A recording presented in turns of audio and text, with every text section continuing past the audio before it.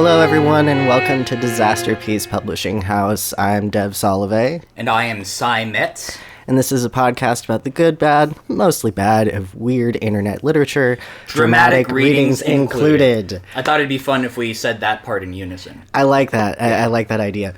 Making that canon now. Cool. So this is part 3 of Hogwarts School of Prayer and Miracles. I think it's going to be a 4-parter. I think that's what we're going to have to do, which is...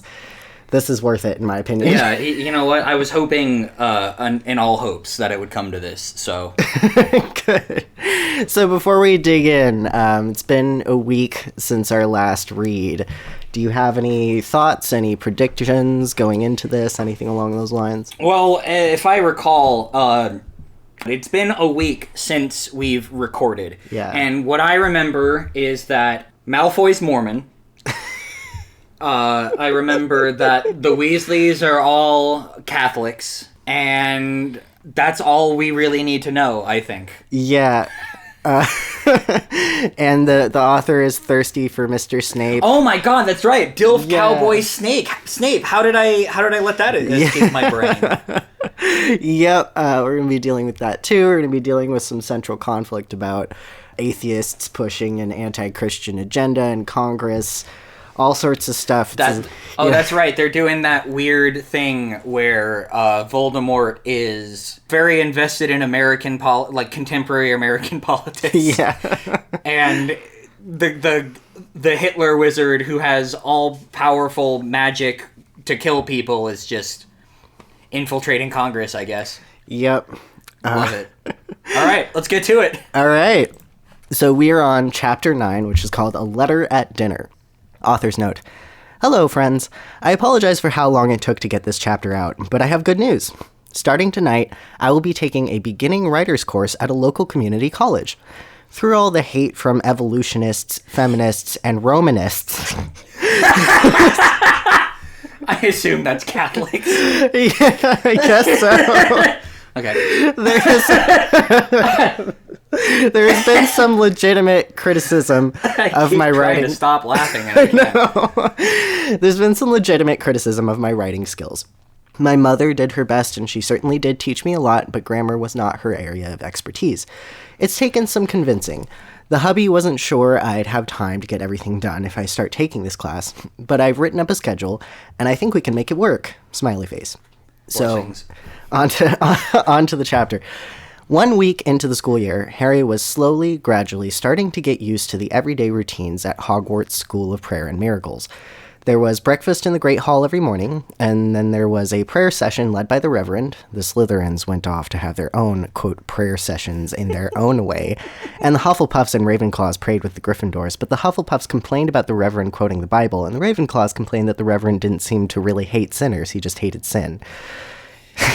Ooh. After the prayer session, the little ones all went to their classes. There were regular math and English classes, of course, although they were of a higher caliber than one would find in a public school. And then there were Bible studies and Christian history. After that was lunch in the Great Hall. After lunch were more classes about American history and constitutional law and missionary training. After these classes was dinner in the Great Hall, after which the students had free time. Jesus Christ. Well, I'm glad that when she took her writing courses, she took everyone's first piece of advice to heart. And that piece of advice is always tell, don't show. Just imply that there are cool things happening and leave it to the audience to fill in the blanks because they're smarter than you. I think it's interesting because she implied in the author's note that she was homeschooled. Mm-hmm. And here she is talking about the kind of curriculum that she thinks is most ideal for any kind of school. Like, she really shows exactly the kind of agenda that she wants being taught, which is a very Christian nationalist sort of. Especially when you include like these weird aside both like writing too much about the way they go down by having these weird little asides about like the kind of things that people argue about, but also not building a scene around it. Yeah. Like, this would have been a great opportunity for her to like actually show like, because it feels like she's building up to a, I guess we can't all be friends, so one of us has to be right type deal. This would be a great time to have like a God's Not Dead mic drop moment where Harry just schools everybody like he has been consistently. Yeah, I mean, missed opportunity is all I'm saying. Yeah, there's a lot of missed opportunities in this fic in general, and I think it's because she kind of rushes through some things, but also I don't think it needs to be any longer than it is. I'm just saying. She could have flexed her muscles a little bit and been like, I got a thesaurus now. Yeah. Have some pretty words thrown in there. Absolutely. It was just such a dinner that Harry was eating now. He was sitting with his new friends, Hermione, Ronald, and Dean Thomas. This food certainly is delicious, Harry observed gratefully, and he was savoring a bite of perfectly roasted chicken. It really is, Dean Thomas concurred intelligently. He was dressed quite respectably today, and he was wearing a button-up shirt and clean blue jeans, and his hair was neatly combed. Hermione nodded in agreement, and the yellow bow she had tied her hair back with bounced up and down. Ronald grinned widely, but remained silent as he shoved another handful of deep-fried Brussels sprouts into his little mouth. That's right, Ron's fucking grumpy little hand. I know, because he eats everything with his hands. Oh my goodness. Ronald ate breakfast and lunch with his family, but he was eating more and more dinners with these Gryffindor friends of his. It never ceased to amaze him just how nice they were to him, even though he wore a different hat. A little unconventional friendship can really go a long way in a person's heart. This is, like, the way she treats the Catholics does get kind of genuinely disgusting to me sometimes. Yeah. Also, it's really... Another thing, I'm so sorry. Maybe I should be saving this for discussion towards the end, but she gets hung up on, like, the wearing different hats thing. It really feels like she heard the expression, I'm a man of different hats, or some shit. Like, just thought it meant something else and is now using it like shorthand. More than, like, a literal... I mean, it was homeschooled. She was homeschooled, so it wouldn't surprise me. It wouldn't surprise me if she just, like, heard something that her dad was saying wrong because he's... Yeah, whatever. Yeah. There are lots of idioms I had growing up from... Yeah. And sometimes you take them literally. Like that, yeah. It was then that a bunch of beautiful people with wings wearing glowing white robes swooped in through the great hall's huge windows. Yellow halos hovered over their heads, and they wore brown leather satchels around their shoulders. They gracefully reached into their satchels and gloriously flung envelopes down to the students below. The mail's here, Dean Thomas observed accurately, and he shielded his eyes with his hand as he gazed up in wonder. Harry propped his chin up on his hand and dreamily watched these magnificent postmen distribute their wares. He did so love to look at angels. He was surprised when a letter fluttered down to him, and it landed lightly on the table in front of him. He had never gotten a letter before. He smiled innocently at the angel who had delivered it, and the angel waved back. So, subtext here, I think that the author just might think owls are evil. Yeah, this part really threw me for a loop, because I was like, whoa, wait, angels? Like, because angels usually only ever show up for, like, really important shit. Like, in the Bible, anyway. So I was like, hey, Dumbledore, you got another fucking credit card. I know. Like, hey, Snape, you gotta go down to the 5 and dime. There's a 3 for 4 on avocados. Like, and I understand, want me to just throw this in the trash? All right, I'm just fucking one of God's messengers. I know, that's the thing. It's like, God's messengers, you know... Resigned to junk mail duty. I know, like, they're supposed to deliver a message about Immaculate Conception. Instead, here they are delivering, like, fucking grocery coupons and, you know, Capital One applications, but... They have x-ray vision, so they're just, like, looking disapprovingly at all the sex toys the staff are ordering on Amazon. They're like, I'm not going to intervene because free will and everything, but man, this is... I just imagine them, like, showing it to their friends, like, dude, this guy got a dildo with 7 settings. Yo! He got the 3.0 model. One I have only has 6. Would you look at that, Dean Thomas uttered fluently. You got a letter, Harry. With excited hands, Harry broke the seal and took out the parchment that was inside the envelope. He laid it out on the table and saw the familiar slanting, tidy handwriting. Dear Harry, how are you enjoying your first week at Hogwarts? I hope you are enjoying it a lot. How about you come over for tea this evening after dinner? You can tell me all about it. Hagrid. Aww. Harry smiled as he folded the letter and put it back in the envelope. Good old Hagrid. What does it say, Harry? Hermione questioned shyly, and she played with one of her smooth, lovely curls. Hagrid wants me to come over for tea, Harry reported excitedly. Would you all like to join me? I'd love to, Hermione replied sweetly. That sounds like fun, Dean Thomas responded eloquently. Could I come? Ronald asked tentatively after he had swallowed his Brussels sprouts. Harry, Hermione, and Dean Thomas exchanged a knowing look, and then Harry answered kindly, of course you can. He might as well have just said, bless your soul. I know. Ronald smiled gratefully before going back to his Brussels sprouts. When dinner finished, Harry got to his feet, and then he declared boldly, let's go. Author's note, blessings. Author's note, blessings. Wild to me that they're treating their friend Ron like a diversity hire. Like, that's essentially what he is. They're treating him like special episodes of Teenage Mutant Ninja Turtles used to treat the slow kid. Yeah, pretty much. It's like, wow. Oh, we've got this little... Look at this backwards, copper-headed Catholic in his fucking grubby hands. Doesn't know what a fork is. It's like they've got one black friend, and they're, like, anxious to be around him, you know? Like... Look, all I'm saying is, I think in retrospect, this is closer to J.K. Rowling's vision. Yeah, that sounds about right. Chapter 10, Dangerous Days Are Here. Author's note, hello friends. Sorry this chapter took so long to post, but the instructor of my new writing class was kind enough to proofread it. I didn't take all of his suggestions, but I liked most of them, and I hope the wait was worth it. Oh, another thing. A few good-intentioned but misguided readers have expressed concern about my asking my husband's permission to take a class. Ooh. Friends, it is not long ago that I would have thought the same thing. Culture told me that wifely submission was demeaning, and I believed it. All I will say is this. Read Created to be His Helpmeet by Debbie Pearl. Life and Marriage Changer. Created to be His Helpmeet by Debbie Pearl. Ooh, boy. I'm going to actually write that down. Hey everyone, this is Dev jumping in here after the fact. So I looked up Created to be His Helpmeet by Debbie Pearl after the fact, thinking it might be some absurd far-right book that I could summarize the argument for to provide context, but I've read some passages from it and it really is genuinely too atrocious to repeat. The bottom line is that the advice this author, Debbie Pearl, gives has literally gotten people killed. If anyone you know is considering following the advice in these books, please direct them to the nearest women's shelter or call CPS. And for the love of God, do not read this book. Now back to the episode.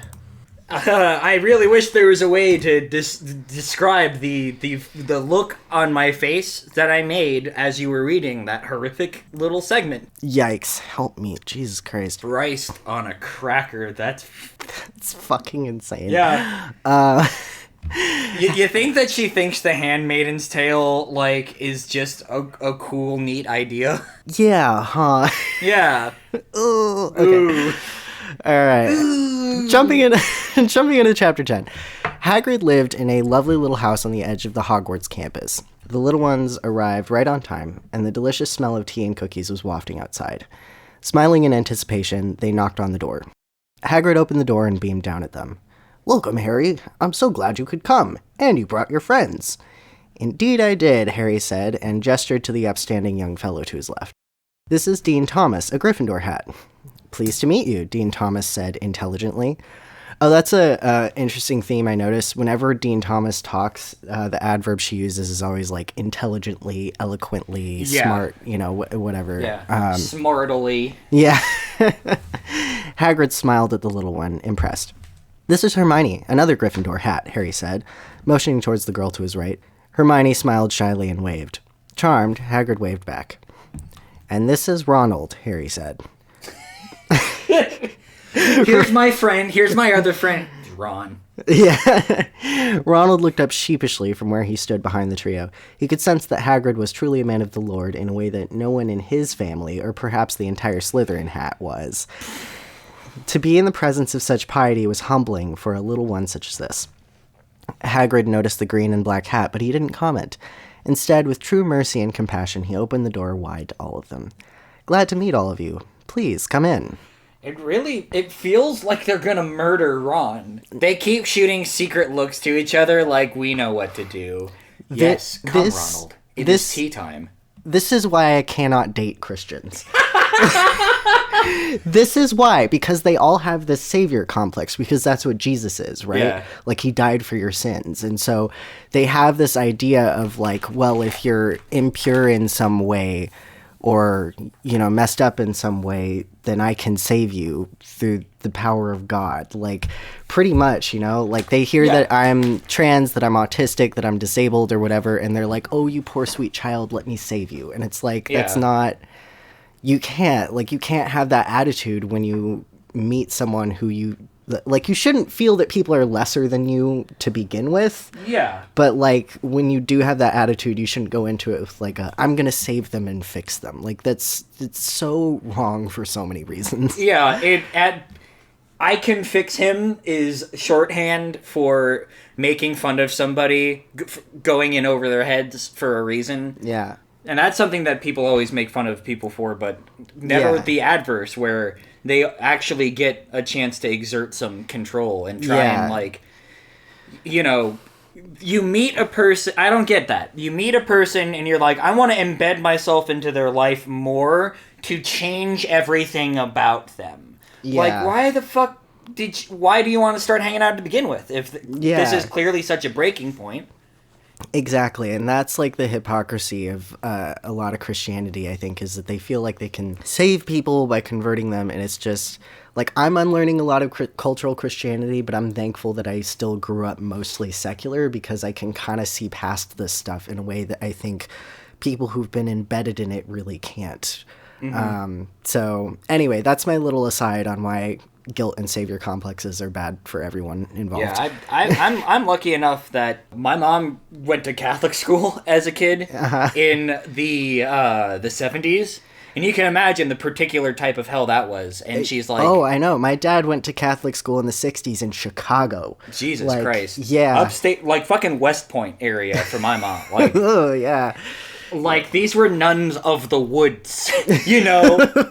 So she's always, like, been like, screw all that nonsense. Yeah, yeah. To the point where it was clear that her ex-husband's mother was trying to force me into, like, Christianity and a very particular type of Catholicism, too. Mm-hmm. And she was really pissed off about that and made it like I'm putting my foot down here. They don't believe any of that shit. We're not doing this. Mm-hmm. We know Jesus stuff. We're not just like some stuck up atheist dicks who are like punching down. We're directly affected by the culture that this is reflecting. I think that's the only just for listeners' sake. I think that's why we are having so many asides about this. Yeah. Just because, like, especially as people who are, like, queer and neurodivergent and kind of, you know, outside of the mainstream, we've been on sort of the back end of cultural Christianity and the kind of damage it can do to folks like us. So I think that's where we're coming from. It's not from a place of, like, hating Christians or anything. Like, I know the joke I made is that I can't date Christians, and that's probably true, but it's only true because of the sheer amount of satanic imagery in my home. It's not because I hate Christians. So another thing that's particularly upsetting to me too is the othering of Ron is so not just blatant in this text, but fuck, I can just imagine 100 other parables where a character is exactly like Ron, just acting completely whatever, just from someone who isn't already embedded in the dogmas perspective, just doing normal shit. Yeah. And the only thing that is actually heinous about their actions is through the framing of the particular dogma that this fiction is drawing from, right? Yeah. Like, the reason why it's so fucked up the way they're talking about Ron is because of how self-satisfying it is to the people who are actively being shitty to him. Yeah. Mm-hmm. They get to pat themselves on the back for just, like, shitting on this guy. Yeah. Who is doing nothing wrong. Yeah, no, it's disgusting, and I might have to take a break a couple of times just to be like, woof. Yeah, woof. Now I'll make a dick joke. Hagrid's piety, more like Hagrid's pee hole. You could stuff a Frankfurter in there. He's a very large man. All right, where was I? He was being a dick about Ron. Okay. The four little ones filed in. The inside of Hagrid's house was tastefully decorated. The curtains were plaid, the walls were wood, and a bear rug covered the floor in the front of the fireplace. Mounted above the mantelpiece in a place of pride for all to see was a moose's head. The oaken table in the center of the kitchen was set for 5, and the kettle on the stove was just starting to sing. "This is a nice place you have," Harry commented. "It really is," Dean Thomas said intelligently. Hagrid grinned with pride. "Thank you. I live by John 15:19, of course, but I do try to keep it tidy." Harry, Dean Thomas, and Hermione nodded knowingly. In a few minutes, they were all seated at the table while Hagrid passed out his famously chocolate chip cookies. They munched on the delicious morsels as Hagrid poured the tea. "How's school going?" Hagrid asked. "Quite well," Harry replied. Just then, the timer buzzed. "More cookies!" the little ones cried in delight as Hagrid got up to get them. While Hagrid was getting the cookies, Harry's eyes fell on a newspaper Hagrid had left open. A headline on the front page read, "Voldemort spotted at Hogwarts?" Like a goddamn cryptid. Just imagining a Bigfoot photo. I know, that's what I thought too. Like, and the photographs in the newspapers move, so it's actually like Bigfoot. Yeah, like Voldemort hunched over, walking through the trees. They caught him in 4K. Yeah. "Would you look at that?" Dean Thomas murmured observantly, picking up the paper and scanning it. As he read, he whispered the article's terrible words. "Voldemort was spotted by several students yesterday at Hogwarts School of Prayer and Miracles. This is the man who is trying to put a bill through Congress to stop Christians from practicing their beliefs. If passed, homeschooling will be illegal. Christians will be put in jail, maybe even killed, unless they say the Bible says what Voldemort wants it to say. Saying Merry Christmas or hanging up the 10 Commandments will put you in a re-education program." Wow. The fact that is a list of things so unbelievably disconnected from one another, but so goddamn familiar. Of like, that is the exact same slippery slope argument that every fucking cocksucker this side of the Mississippi likes to make. So old hat, and it's never going away. Yeah, no, it's funny because I distinctly remember, like, you grew up with Republican parents, and my stepdad, he's an interesting case because he's very left-wing now, but he used to be very Republican, and I have a distinct memory of him talking to me about the war on Christmas as if it was a real thing. And I hear this, and I was like, I've heard this before. This sounds so familiar.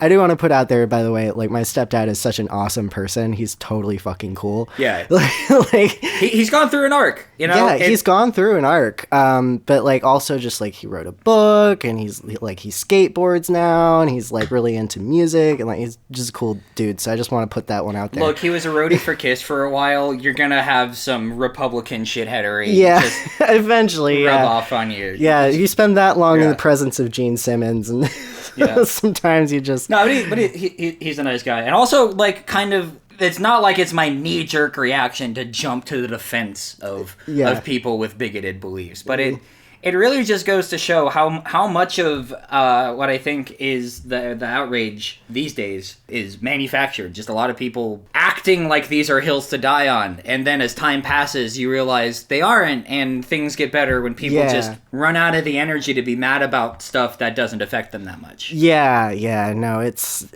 outrage has become a way of life, I think, at this point, and once you can take a step back from it does just look kind of ridiculous. And I think that's what we're trying to do here. Yeah, I say this as someone, too, who's just had, like, Twitter brain rot for the past 9 years.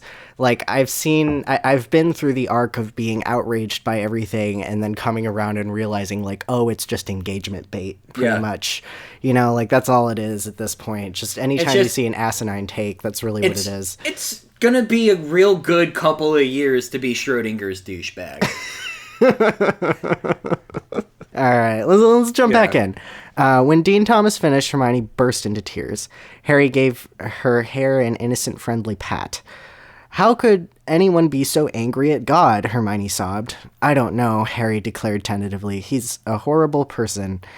Yeah, God. Oh, that's how that sentence reads. That is how that sentence reads, huh? Yeah. God is such a horrible person. I hate bringing this up again. Love that guy. He's awful. Right, because we had just read the paragraph about re-education and Voldemort, whatever. Dean Thomas nodded sagely and muttered to himself in disgust. First, they try to change the Pledge of Allegiance. Now they don't want us to be Christians. Next, they'll be killing us all. It's a bad time to be a true Christian in America. Who's they? I know. Ron sat in guilty silence as he watched his new friends fearing for the future. He was beginning to wonder just what sort of hat it was that he had chosen. This better have a line where Harry, like, puts every hat on at once and then, like, gains angelic powers. And he's like, I am a man of many hats! And then he, like, Avada Kedavras Voldemort and saves the United States. There is actually something remarkably similar to that later. Let's go. I've got great instincts. I know. It is really interesting to me because I'll ask you, like, for predictions or, like, you'll make your own, and you're either wildly wrong or, like, eerily accurate, and there's never any in between. Well, I think it's because there's only really two ways to do these things. Yeah. That's fair. So you might as well flip a coin. Exactly, yeah. All right. Chapter 11, a challenge. Author's note, hello friends, the writing class is going quite well, and I stayed after this time to talk to the teacher about my little story, which he has been so kind about helping me with. He has had lots of very helpful suggestions, and I truly think that I have been guided to this class by a purpose greater than my own, smiley face. Another thing that I've gotten many messages about, the Slytherins. People are saying that somehow this means I hate Catholics. Yeah, there we go! Friends, I do not hate Catholics at all. All I want is for Catholics and everybody else to go to heaven and be happy with God. Do you want to know who truly hates Catholics? The so-called Catholic Church. Ironic, But think about it. Why else would they lie to Catholics about salvation? And did you know their leader is a socialist? It seems like a certain someone doesn't know much about the Bible or the Constitution. And what about there only being one God and no others? So, if any Catholics are reading this, I am asking you this in love. Consider which is more important, your so-called religion or the truth, with a capital T. Hey, that is, like, actually how the Klan feels about Catholics. Yeah. So... No jokes? I'm making that statement, and let's move on. Woof. Woof! Harry, Hermione, Dean Thomas, and Ronald all walked solemnly back to the main campus.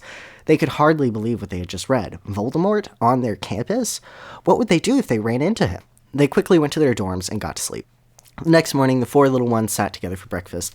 The spread today was truly delicious. Fluffy scrambled eggs, crispy bacon, home fries, grits, waffles, apples, orange juice, and iced tea. Truly, the blessings today were abundant. I still can't believe Voldemort has been seen on our own campus, Harry whispered after swallowing a bite of bacon. Neither can I, Dean Thomas commented perceptively. After eating the fuck out of an orange or two. I'm scared, Hermione murmured, and fidgeted with her fork. Through grits and swallowing mounds of jewels. I don't know. It's just... Yeah. I'm just imagining just this unbelievably decadent breakfast, and they're just, like, talking through their teeth, chewing. Well, that's one of her the way all my fat fuck family members do when they complain about the gays or whatever on Thanksgiving.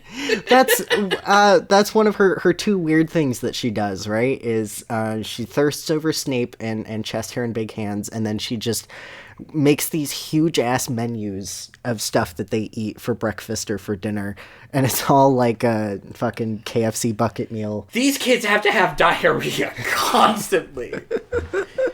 No one's ever, like, eaten a grain bar or, like, some... Oh, didn't she go out? She went off on a weird aside about, like, vegan bacon or something. That's right, Yeah. All these kids haven't pooped in 3 days, and they were proud that it was their right. What are the four of you gossiping about? A voice said. It was smug and came from behind them. Harry turned around and he saw Draco standing behind him. Draco's hands were folded and rested on his stomach. Behind him stood two other young men dressed the same as Draco. Tan pants, brown sweater vests, and white button-up shirts. We were just discussing something we read in the newspaper, Harry said friendlily. Would you like to join us? Draco chortled pompously. I think not. You may be comfortable dining with women outside of your family, but I am not. I know that I am better than women. Why would I want to talk to one? Harry gritted his teeth.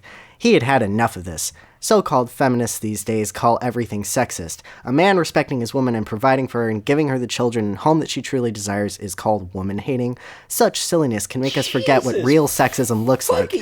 The truth is, women are just as smart as men, and God made us as their equals, but equal does not mean the same. And when we treat men and women as being the same, and tell women to go work all day and forget about her true calling as a wife and mother, then that is the real woman-hating. And then there are people like Draco who think that God messed up and made women worse than men, and neither is okay. So this, I love this paragraph. Hold on. This is when it gets really weird, because that was all like third-person omniscient author text. Yeah, but that's there, just right? it, because we had been talking, in the past 10 chapters, she had been very detached from her critics, and this is the first time she's biting at them. Like, this is where she's finally kind of breaking. Well, it's not, but this is the point that I was trying to make earlier, I think, still stands, because when I was making a comment about that, I was more thinking about the way that, like, internet trolls tend to get very personal with their vendettas. Yeah. Whereas this has always been a proselytizing screed about, like, this was always her religious manifesto. But I think this is the first time she's getting petty. Yeah, but it's also something that was in the text already. It right? tracks. It tracks. You know? It doesn't seem like it's a completely unrelated aside. It feels like she's like, all right, I guess my point wasn't being made enough. So she's doubling down. And it really is, like, again, just those conservative, feminist talking points to a T, and she articulates them in a way that seems just very appropriate for who she is, you know? It almost feels, you can almost see her husband holding her hands and, like, moving her like a... Metaphorically, of course. I picture him more just, like, dictating it. She's just like, does that look right to you? And he's like, yeah, absolutely. I feel like the way that she talked earlier about, I used to be like this until I saw the way. I don't think it's unfair or, like, projecting at all to say, like, this lady is doing what her husband is telling her to do. And trying to convince herself that it's some, like, act of agency through the framework of liberation that she had before. Yeah, I can. But she also like said KKK shit, so I'm really conflicted here. Yeah, to be honest, I can actually see this as her choosing to say this because, like, on her own, because she's again, this is how she derives power from her identity in this restrictive setting, and so I can see her writing something like this. You know, while having a husband who doesn't believe this, but she does, she has to in order to reduce the kind of cognitive dissonance that she might feel. Because say what you will about this person, she is something of a go-getter. Like, she took it on herself. She is a girl boss. She took it on herself to do this, you know, whereas, like, a lot of housewives who have this kind of pride in their identity, they'd be like, no, it's only about the kids, it's about nothing else. Where she is taking this active step to do something that's important to her, even though it's, like, not great, you know? Yeah, but I think more of what I'm trying to say is that you're describing it as her trying to find agency in this very restrictive setting. I'm trying to say that I feel like there's evidence within this text where she is saying that she had been convinced otherwise by external factors that is the case. Yeah, both could be true. Yeah. I do. It's we don't know who this person is. You know. Yeah, we only have what is being said, but I feel like it's important for me to say that because I never want to put words in people's mouths. Yeah, I do also want to say, like, this. It could also be a disingenuous thing to say from somebody just trying to get their propaganda across, but so it's really hard to take anyone at face value. Sorry. I think I do want to say is, like, this is the reason why I love bad, weird internet literature in general. Yeah.